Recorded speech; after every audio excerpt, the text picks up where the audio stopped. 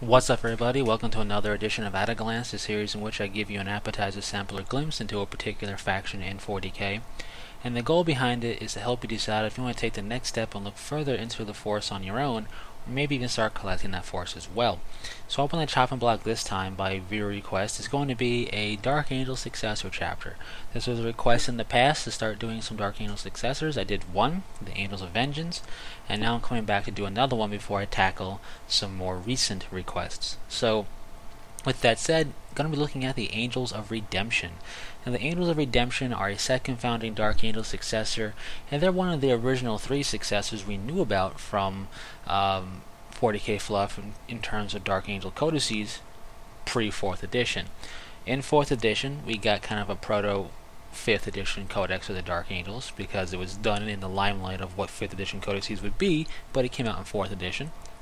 And in there, we got 3 more successor chapters from GW for the Dark Angels. So the Angels of Redemption are one of the original 3, because they didn't always have 6, like I just mentioned. So with that said, the Angels of Redemption have something that makes them stand out amongst the Unforgiven forces, Dark Angels included, because the combat doctrine and chapter organization for the official GW Unforgiven forces is virtually identical to the Dark Angels themselves. So without some type of defining feature in their fluff, they would really just kind of feel like palette swaps more than anything else.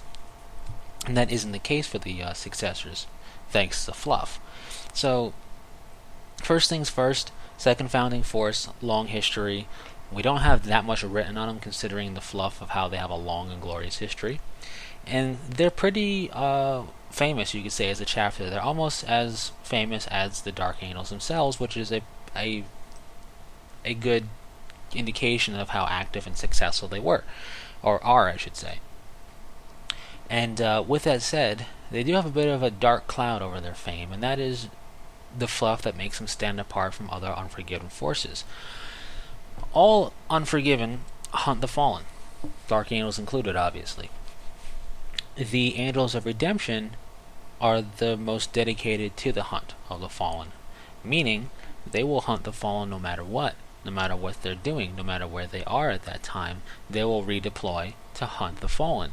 If they're en route to a planet to assist it, no more. They're on the hunt for the Fallen. If they're in the middle of a campaign, battling against the enemy alongside Imperial forces, no more. They're leaving and they're going to pursue the Fallen. It's this utter dedication and overwhelming drive, you could say, this fervor to hunt the Fallen, that actually is going to lead the chapter, or has led the chapter, into a bit of hot water. It's happened, I don't want to say on the regular, because firstly with Fallen activity in the fluff, you'll see how they can go decades without having any Fallen activity. It's just a drought of any Fallen activity, and then they'll hear something, and then they'll go years or however long before hearing something, and then they'll hear something again. So this doesn't happen everywhere that the Angels of Redemption go, but it does happen often enough whenever they find word of the Fallen, or any rumors of the Fallen. So this has happened often enough that the Inquisition is curious about it. You could say, why the Angels of Redemption just up and leave forces out of nowhere.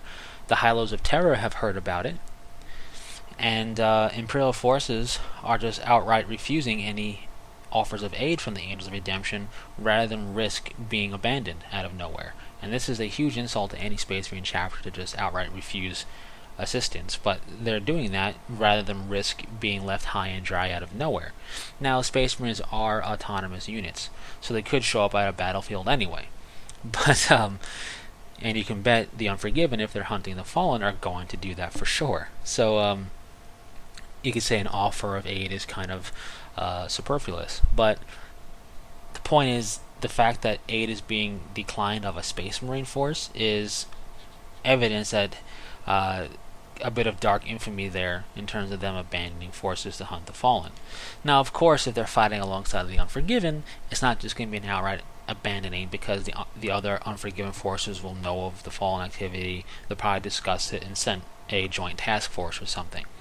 But it's just when they're really alongside non-unforgiven forces that this really becomes an issue, and that's more often than them being alongside unforgiven forces, even though the unforgiven are close-knit. So with that said, that is really the defining feature of the Angels of Redemption that make them feel different and unique amongst the unforgiven forces.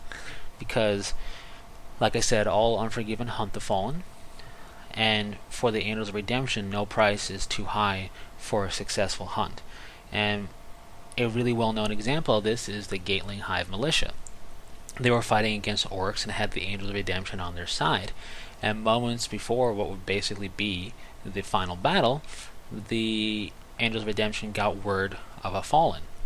And so they redeployed, left the Gatling Hive Militia high and dry, and pursued and successfully captured a member of the fallen. The price for that, however, is the fact that the orcs overran the Gatling Hive Militia and there were no survivors as the orcs slaughtered everybody. But to them, the price was worth it. It's this type of mentality that I really like about the Angels of Redemption, because it's fanatical, it's obsessive, it's over-the-top, typical 40k style, and it happens to be the over-the-top stuff that I like.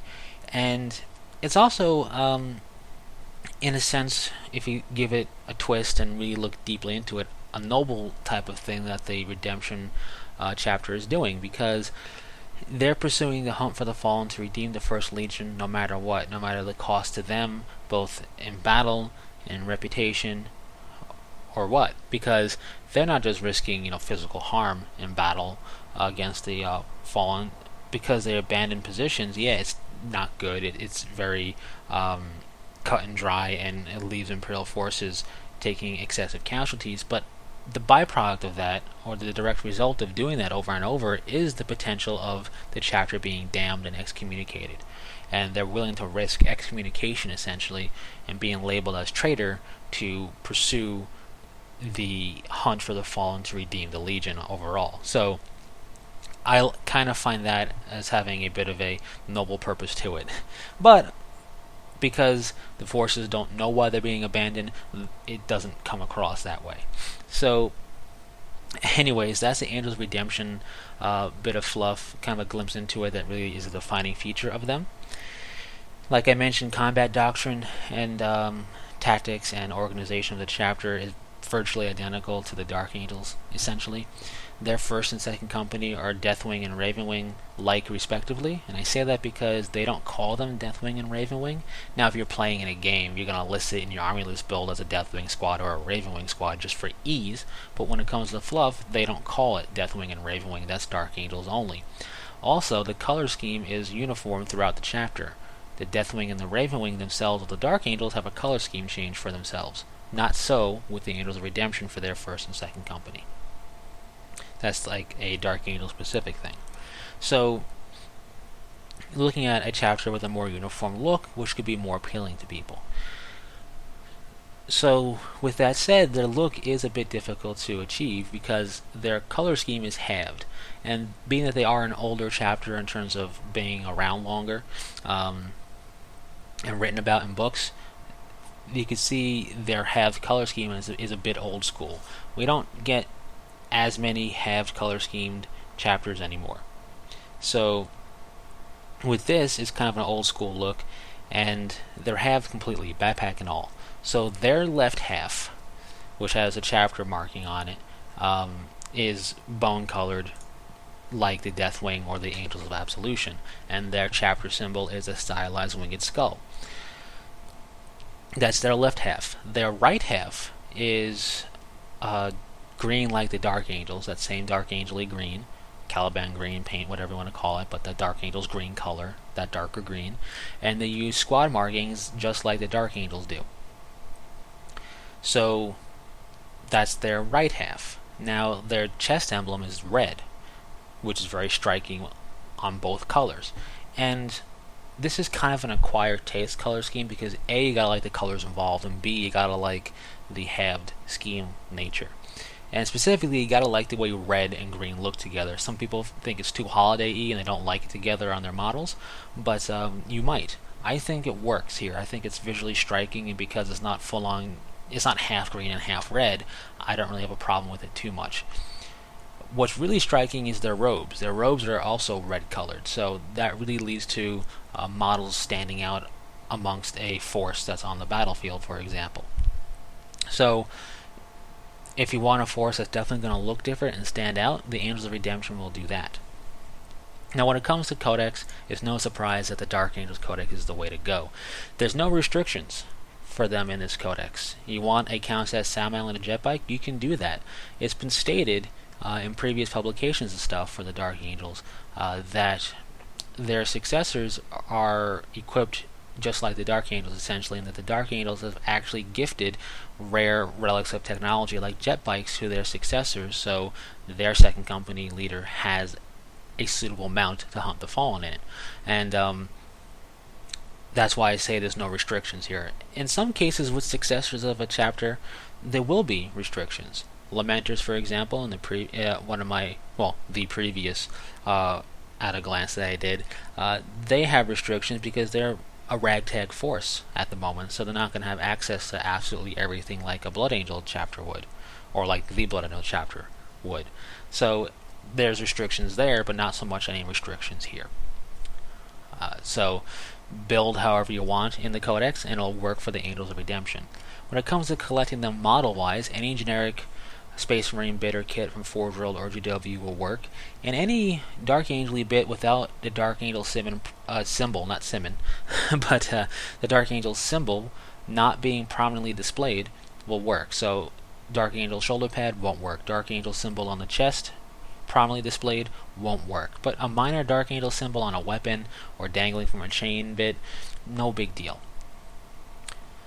To me, at the very least. You may feel differently. But any of the other more generic E bits from the Dark Angels, for example, let's say a Terminator leg with a angelic symbol on it, will work. They are the Angels of Redemption, so any angel motif could work for the Angels of Redemption just fine. And other motifs like a sword or anything like that that's typically a symbol also used by the Dark Angels could work here as well. No real big deal if you have that. But with a lot of the Dark Angel kits, you're going to get a lot of sculpted Dark Angel iconography that won't work for your Angels of Redemption, really. But there's still a lot of cool bits that you can make use of there. And anything Forge World, Horus Heresy, or 40k themed that's generic enough from anything will work just fine for the Angels of Redemption. So, for example, if you like the Iron Warriors torsos, you can make use of them. They're generic enough to be made use of, even though they're a Horus Heresy Iron Warriors bit. The Dark Angel helmets, the Dark Angel torsos for the Horus Heresy time period, also generic enough to be useful here as well. So stuff like that. And just outright generic Mark IV, Mark V, whatever, Cataphracti or whatever, will work just fine for the Angels of Redemption also. So if you like the Dark Angels fluff, and if you like the concept of the Unforgiven and the hunt for the Fallen, and you want a force utterly ruthless and dedicated to it, that is also pretty striking to look at on the battlefield. The Angels of Redemption are just that force, as long as you like the colors involved and the fact that it's halved. So that's really it for the Angels of Redemption. A cool force that I like, and I would hope that in the future, should the fluff be expanded for 40k and the timeline be unfrozen and we actually push forward in time in the 40k story, this is one of many plot points and narrative points that I would like to see pursued and developed further. Anyways, that's it for the Angels of Redemption. Thanks for sticking through it. If you have any questions or comments, you can leave them in the comment section. And if you have any requests, you can leave them in the comment section. I do them as I get them, so first come, first serve type of deal. But I will get to them as long as I'm able to do the chapter or whatever force. It doesn't just have to be Space Marines. I have no problem with that, but if you have an interest in a particular Eldar, craft roll, for example, or whatever, feel free to make a request. Anyways, that's it. So thanks for sticking through it, and until next time, take it easy.